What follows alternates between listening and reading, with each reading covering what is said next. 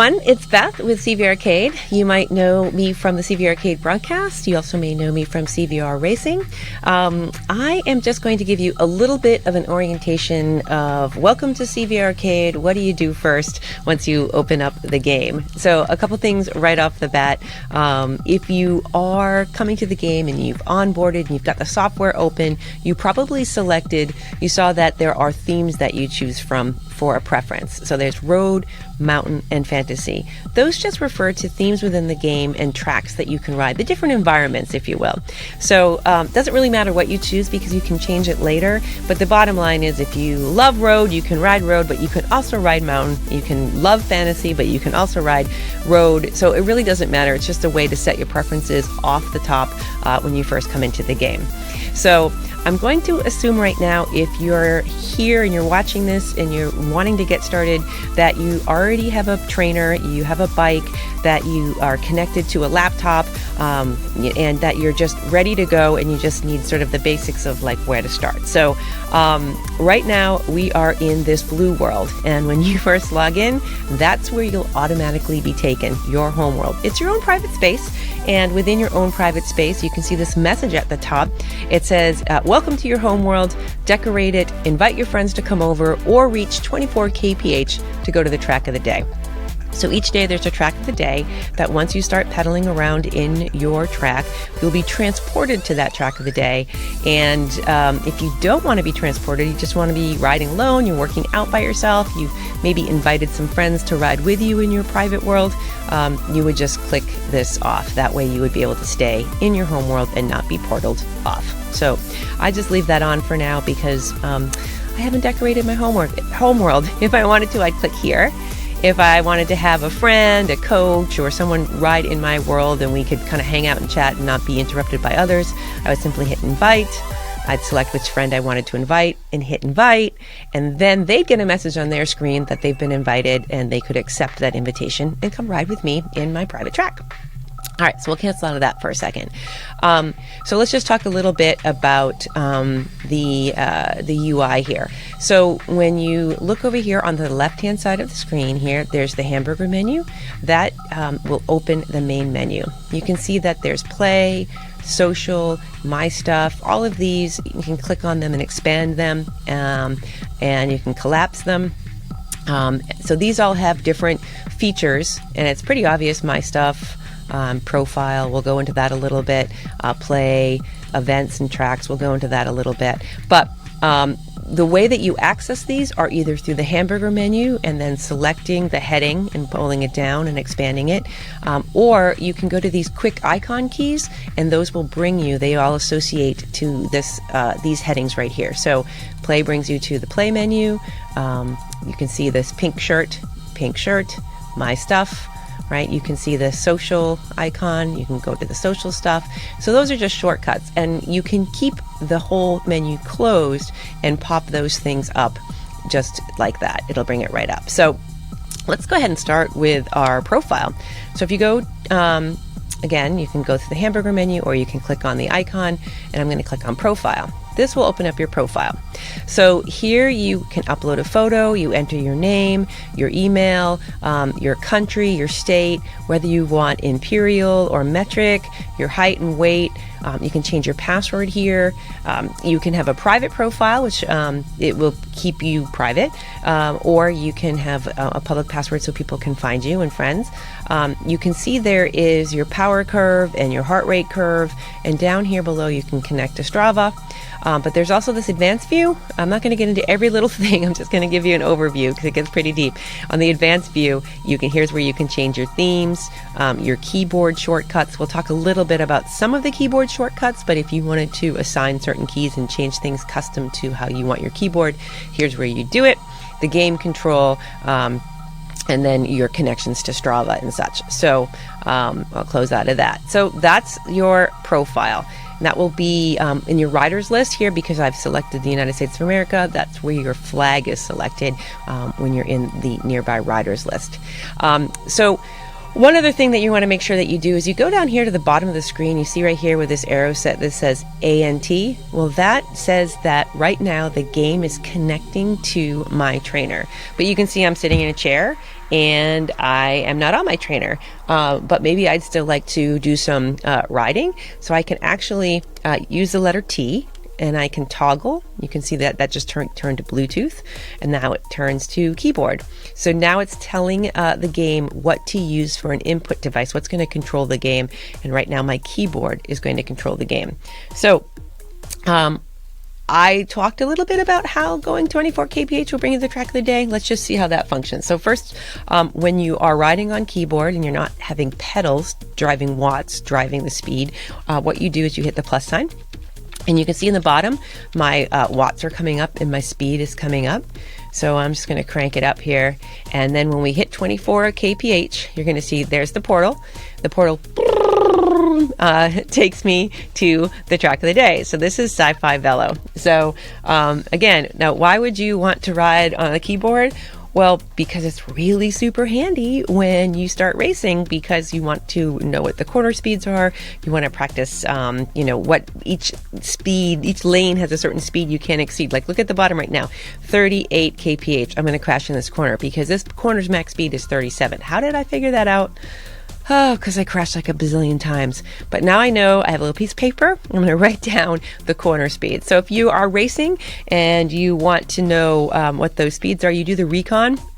And then you can practice racing. So right now I'm using the left and right arrows to, I'm going to slow down a little bit. I'm going to push the arrow button down. You can see my speed coming down. That's my brake. And now I'm starting to speed back up because I still have the watts on. So I'm actually going to put a little less pressure on my pedals, or my virtual pedals right now. So if I was riding my bike, I'd just pedal a little softer. But I'm not. I've got the keyboard going. So changing the lanes, just using the left and the right arrow is how you change the lanes. And to slow down, make sure you slow down before the corner, because if you slow down while you're in the corner, you're more likely to slide out. So just like in a race car driving, you will slow down before the corner and then kind of accelerate through it. Try to slow down before the corners. That's how you'll get your best result. So I'm going to come to a stop so that I'm not distracted and wanting to drive and talk at the same time. But this is Sci-Fi Velo. This is one of the fantasy tracks, and it's tons of fun to race, and it's just like racing on a track. Okay, so we've talked a little bit about the input here. You can see these are what you see along the way. Oh, I didn't even show one of the power-ups. Let's do that while we're here. I'm going to speed back up for a second. So over here on the side here, you can see 1, 2, 3, 4, 5, and you can see these little icons. Those 4 little slots are your places where your power-ups are stored. So a race organizer will say you're going to get this type of a power-up.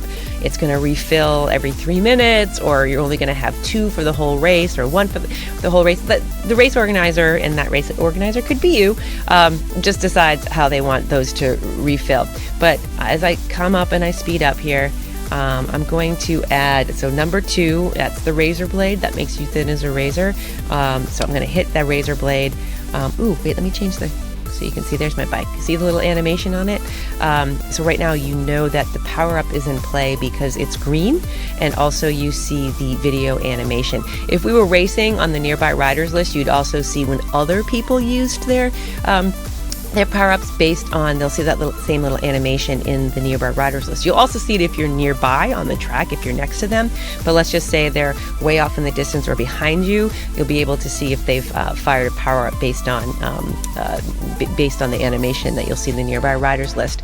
So if I wanted to do 3, which is weight lifted, I would just hit 3, and that would do that. Looks like that isn't firing at the moment, but quantum shift allows me to phase through other riders. So there'll be a whole separate video about what these different power-ups do, but just right now from this standpoint, I want you to be able to know how to use a power-up and where they're found. Sorry, so I'm going to slow back down again to keep my focus. You did see me change the camera view. 2 letters that are very important are C and V. So if I am riding on the track right now, I can hit C and I can see me from the side. I can see the finish line. I can see the leader. If I'm cheering for my friends and trying to find out what's going on at the lead. The helicopter view, very handy. And then free, where you can actually put your mouse around and you can take a look at the whole environment. So I like doing that on all the tracks. It kind of makes it fun. So so that's the main camera. Let's go ahead and change a track, and we'll keep talking about the camera views. So back here to these quick keys. Again, I could go to the hamburger menu, drop the menu down. I could scroll and find play, and I could go to tracks. Or I could not have that open. I could just click on tracks, and tracks comes up. Now, the whole UI is configurable, so if I really had a hard time seeing, which I kind of do, and I just wanted to make it bigger, I'm just going to drag and slide that, whoops, a little bit bigger. There it is. Okay, so let's go to, which one did I want to see? Maybe Rocky Mountain, Mount Cade, Rocky Mountain. Yeah, Rocky Mountain sounds good. Let's go to Rocky Mountains. We'll see one of the more realistic tracks here. All right, see downloading track. I haven't been to this track for a while since some updates. I have been to this track before, but now there's updates, so it will download it. Sometimes you'll see downloading from cache, which means you've already been to the track. It already has most of what you need, and it's just grabbing it locally. So here we are on Rocky Mountain. And so again, C just changes the camera view. And I think I will go faster here. Let's see here. Okay. So you can see the world here. I'd like to zoom around. Fly. Whee! All right. So also the letter V I said was important. Over here is your mini camera. I'm going to resize that, make it a little bit bigger too. So here is the mini camera. So this is when I'm racing. I call this my rear view mirror, and I usually have it showing backwards. You can see it shows the backwards. It can show the bike. It can show it from the side. Sometimes this view is helpful if you're trying to make lane changes and there's congestion. Sometimes the helicopter view is handy, and you can turn it off by if you just toggle it through, and then you can turn it off. So I usually like to have it showing backwards, keep toggling through, and backwards. So like that. So I'm going super slow. I can speed it up. Okay, you can see over here too, this is your mini map, and you can see your profile, your elevation profile. You can see that this is 7.7 kilometers. I'm going to make it a little bit smaller because it's just overlapping with, there we go. You can see the time on the course here for a lap. I must have done it, I've been on for 40 minutes. I was going to say that I've done a lap faster than that. But you keep track of your lap times here, which is really, really fun. So if you're racing too, also over here, if there's wind on course, there's a little compass that you'll see, and it'll tell you which way the wind is blowing. So when you're on CVRcade, you have on this bar at the bottom, your speed bar, you can see there's a draft percentage right there. So you know if you're behind someone and you are closing in on them, you will see your draft percentage increase. So you want to get as close to that front tire as you can, but if you bump that front tire, you lose some momentum. So there's a little bit of a penalty if you ram into the back of someone. That does make you slow down a little bit. So you want to get as close as you can without bumping the wheel, just like in real life. So the other thing is with the wind though, if the wind is coming from one direction, you might decide to kind of be on the other side to try to be where the wind is not. So there's also the ability to get a little bit of an echelon forming there. So that's the draft percentage. You can see here that the grade is 2.9%. The grade in the game feels like the grade outside. There's no bias of it. So a 10% grade or 11% grade is really a 10 or 11% grade. So you can really feel it in the pedals if you're on a smart trader. So that's the bottom bar here. You can see my speed. I start to flatten out a little bit. I'm speeding up. Again, changing lanes left and right. So if you happen to click your mouse outside of the game, and you can see that this red banner comes up. When that's up, you're not in the game. So you could be clicking those buttons left and right, and nothing's going to happen. So I've done that before where I'm like, wait, I'm changing lanes. And I'm like, oh. So you click back into the game, and then your controls are active again. So that red kind of gives you an alert of you're not clicked in the game, so your controls won't work. If you're riding on your bike, it's the same thing. The pedals produce the power instead of the plus sign, but the left and right arrows do the left and right, and the down arrow will slow you down for those corner speeds. So that's tracks. Now, if you were to join an event, so you want to join an event, so you're going to come in to this event. Again, you could do the pull down menu if you wanted to go to play, but event has its own one because you're going to be using it quite a lot. So you can see Zone A, Zone B, Zone C, all of these here. What you would do is, these are races that are happening in the future. You can see they're happening on Tuesday. So what I could do is I could schedule that race. So I've got that scheduled. If I wanted to unschedule it, I'd unschedule it. Are you sure? Nope, I'd like to stay scheduled. So I'm scheduled for that event. You can see the what the course is, the level difficulty, how many laps, the distance, the map profile, and what power-ups are in play. You can go and you can join multiple events. You can see these are all the races that are happening next week. And I'm going to schedule, and I'm going to schedule.